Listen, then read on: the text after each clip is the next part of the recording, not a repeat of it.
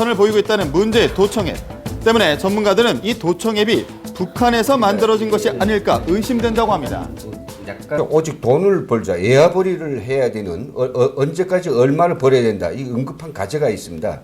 2월 16일까지는 216만 달러, 뭐 4.15까지는 뭐 몇만 달러 이런 거 있죠.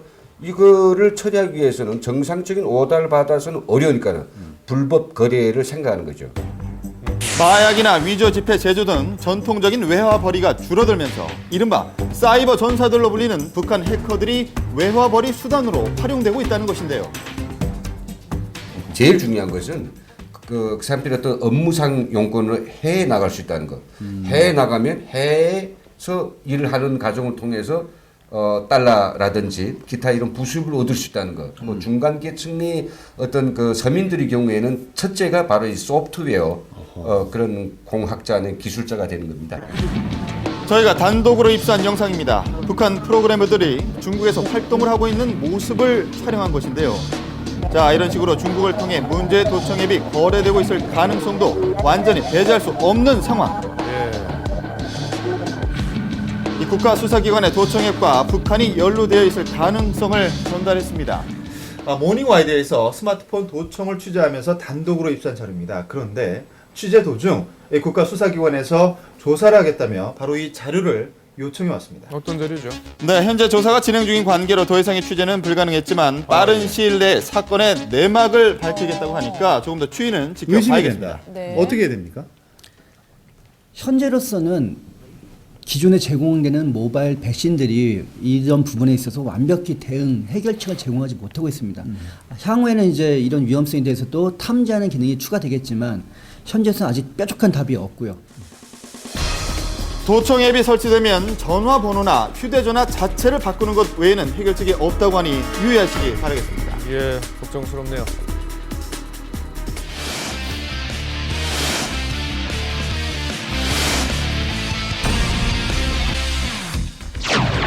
누구나 경찰차를 살 수 있다는 사실 혹시 알고 계셨습니까? 그게 무슨 소리죠? 자, 중고 자동차를 판매하고 수출하고 있다는 한 업체를 찾아가 봤습니다. 과연 이곳에서 경찰차를 판매하고 있는 것일까? 자, 한쪽 구석에 수상하게 덮개로 가려놓은 것을 한번 열어봤는데요. 자, 그 정체 바로 경찰차였습니다. 아이고. 고유 도색이 선명하게 아직 남아있고 경찰을 뜻하는 영어 단어도 눈에 띄기 때문에 한눈에 봐도 경찰차임을 알 수 있었는데요. 경찰차가 얼마? 190이요. 네. 사기해드리는 거 맨 처음에 350씩 나왔어요. 실제로 사용기간이 3년이 지난 경찰차는 성능이 떨어져 국내로 내놔 일반인들도 쉽게 구입할 수 있었습니다. 하지만 경찰 장비 규칙에 따라 국내에 내놓기 전에 경광등과 경찰 스티커 등을 제거하고 또 도색을 해서 경찰차의 흔적을 완전히 지워야 하는데요. 하지만 확인 결과 이런 관리가 제대로 이루어지지 않고 있어 문제가 되고 있었습니다. 고속도로 나갈 때 이거 무늬가 있으면은 소비를 안 받아요. 아하. 무늬만 경찰차인데도 진짜 경찰차로 오인받거나 범죄에 악용될 우려가 있다고 합니다. 그럼요. 실제로는 얼마 전 경찰차로 보이도록 차량을 꾸민 후에 범죄에 이용한 사건도 발생을 했는데요. 저장고. 피의자는 한 해 수확한 농산물을 모두 절취해 갔다고 합니다. 피해 금액이 얼마라고 하시죠? 한 300, 600씩 얼핏 보기엔 경찰차로 보였기 때문에 피의자는 아무런 의심도 받지 않은 채 범행을 쉽게 저지를 수 있었는데요. 순찰도로 다니는 점은 알지. 그래서 아이고 뭐 도둑놈들이 그거 타고까지 다닌다는 생각은 안 했지. 공매에 나온 경찰차의 허술한 관리에 대해 경찰청에 공식 입장을 요청하기도 했지만 아직 아무런 답변도 들을 수 없는 상황입니다.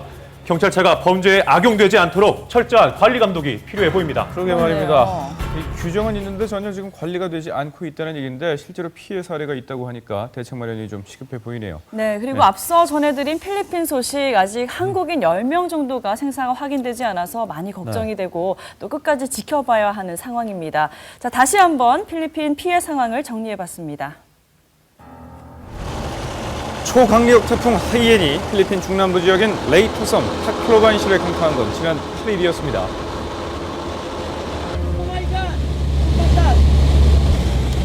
이번 태풍으로 피해를 입은 가옥은 약 2만여 가구, 필리핀 인구의 약 10%가 태풍에 피해를 입은 것으로 추정하고 있는데요.